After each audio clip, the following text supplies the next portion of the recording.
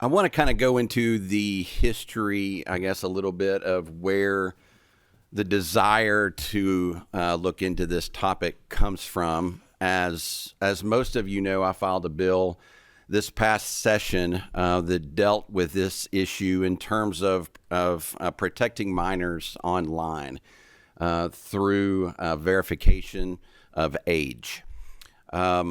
As we got to look at that and kind of look at different versions of that, there's been other states that have gone down the same road as this. There have been states that have passed bills. Those bills have gone into the court system. Arkansas, California, Florida, Louisiana, Ohio, Utah. All of these have passed bills. All of them are either in the court system currently or have been struck down. So our desire was to say, okay, well, we don't want a bill that's just going to go to court and get struck down for various reasons, but at the same time, we want to protect our children. And so how can we do that? What is the best way that we can accomplish that? I began to have a lot of conversations last session. Talked a lot with Apple and Google, Facebook, and really began to dig into the issues and the problems with those existing laws in other states. Why are they being deemed unconstitutional? Why are they being struck down? And so we thought, well, let's try to go a different route. Let's try to go a different direction, looking at why those laws are being struck down. And so what we found, I believe, is a much better way to go about this issue. Our goal is to protect children. Our goal is to protect them from the harms of social media. And I think all of us can probably agree that social media has evolved into something that our kids are addicted to. Our kids are addicted. A lot of the reason why is because of the nature of social media, the addictive scrolling features, the ads that are targeted to kids from the providers. And so we wanted to go at it from that angle and say, well, because the current laws are falling short, what can we do? So why are the current laws falling short? As you got your handout that looks like this, the front page kind of walks you through that.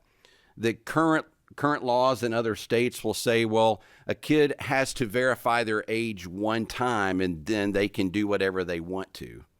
All of us know that our teenagers, our kids are craftier than that. And so if they only have to do it one time, they can basically get around that. So we also know that all of these providers, whether it's Apple, whether it's Google, whether it's Facebook, continually age verify all the time in the background, continually. And they do it for a lot of different reasons. They do it because they want to target ads to that minor. And so as they verify the age, they know what ads to put in front of that child. So they're already doing a lot of this. Current laws also raise some very legitimate free speech concerns. We don't want to run afoul of that. And so what we've come up with, I believe, is a great solution. And I'm excited about this because the route that we're going, we would be at the forefront in our country with going down this direction. I believe that we can come up with a fantastic bill that protects our kids, protects privacy, protects our parents, and protects their information in a way that all of us can agree on. And so when we can do that, I believe this will turn into a model bill for the rest of the country. And I'm excited about that because I want Kentucky to be at the forefront of this entire debate. So with that, I will turn it over to Chelsea. Well, thank you. Thank you for having this task force and for allowing me to speak with you today about this really important and impactful issue for not just our youth, future generations, but also for ourselves. Over the past few decades, technology has been advancing at a breakneck pace. And while emerging studies are showing some of the indicators of the detrimental impact that will have long term of having social media, our entire world, infinite amount of information access right here at our fingertips, our youth are the ones paying the price, and our youth are not social experiments.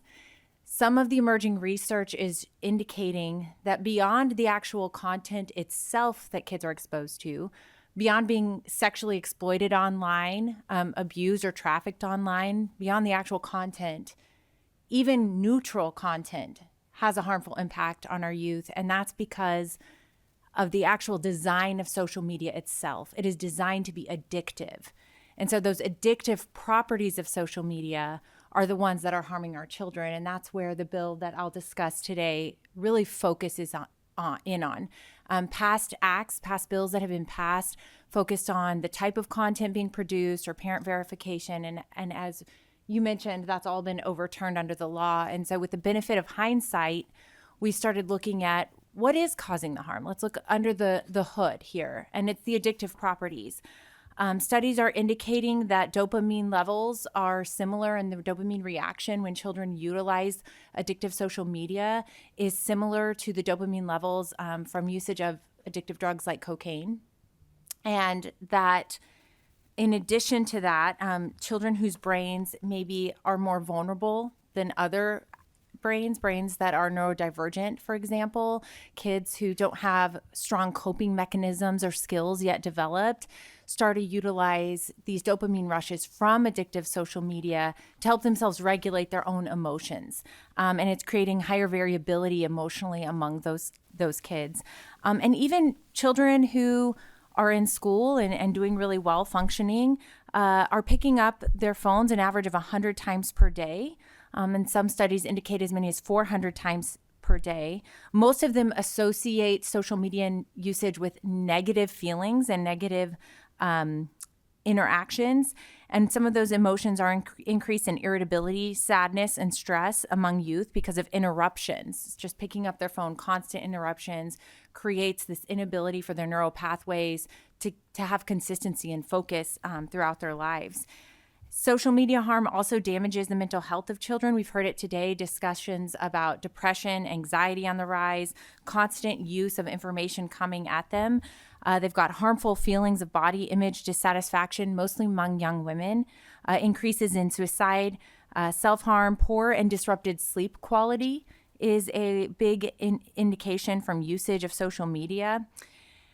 And that's really just the first prong of what I'm talking to you about today. The second prong is beyond the addictive features of social media, our children's minds are not commodities. And behind access to social media is massive amounts of data mining off of our children. Social media platforms are in a data arms race, and our information is their commodity. And so when it comes to our children, it's similar to if you go to a playground with your kids and your children are playing, and a large corporation sends a representative out with a video camera. And that, without your permission, that man starts videotaping the kids, all their interactions, their discussions, what they're talking about, how they're playing, and he starts to learn about them. And like the Pied Piper of Hamelin, he starts to play a melody, and he draws the kids out of the playground to follow him. All the while he's learning information about them, he's recording them, and he's taking that information he's learning and he's improving the way he's helping them follow them, the song. And that's what algorithms are. They're improving the feed that the children are naturally interested in, that you and I as users are naturally interested in, and they're drawing them further and further into this online ecosystem away from their parents' rights to understand what their kids are learning, seeing, accessing on this platform. And all the while, those kids are being damaged. And we know that because of the studies that are coming out. That leads me to my third point, which is parental rights. We as parents have a right to understand exactly what our children are accessing, what they're being communicated to, what those algorithms then look like. But in the Pied Piper example, you really see the problem is once the man has access to all those recordings, all those interactions. The parent has no control over where that information goes, how he sells it, profits off it, and who has it at the end. And so we need a solution legally that first will withstand constitutional muster, content neutral. Second, that gets after these addictive design features, that the way that the algorithms autoplay videos, constant notifications, which are not protected speech. And then third, establishes parental rights and controls and puts parents back in the driver's seat on social media platforms. And so the bill that we've been working on is the Stop Harms from Addictive Social Media Act, Shazam for short. And this would require age estimation on behalf of the social media platform. And so instead of requiring age verification, which has not been upheld, where more data is collected, on the back end, it utilizes what social media platforms are already doing in their operating business functions, which is taking data and estimating. They already admit, Facebook and TikTok, that within hours of a user making an account, they have an estimation to the year of how old the user is based on the way they interact online. And it requires them, for children's accounts that they identify within 14 days, to take those accounts offline. But if a parent wants their child to have an account, maybe a parent wants there to be guardrails, but wants to allow that, then it, again, puts the control back in the hands of the parent, where the parent can control time online, the type of content, there's parameters and limitations, and the child's account is automatically set to the most private default setting you can have on the social media platform. And then finally, it removes the ability to commoditize children's data in this addictive arms race that we're in. They cannot advertise to children. They can't use the data or information they gather from children to then put in their algorithms and feeds, targeting advertisements or types of content. And so we've really put on the guardrails around these parameters for the way social media, the features of social media, and how they function in an addictive way. I'm happy to answer any questions. So our goal is honestly for not just this meeting, but even ongoing. And I've shared this with some of our friends at Apple, Google, and Meta, that we are interested in feedback. We want feedback. We don't believe that we've got the perfect answer at this point. We think this is a great place to continue talking, and so we want to do that. So we do want your questions, and we are very interested in moving forward.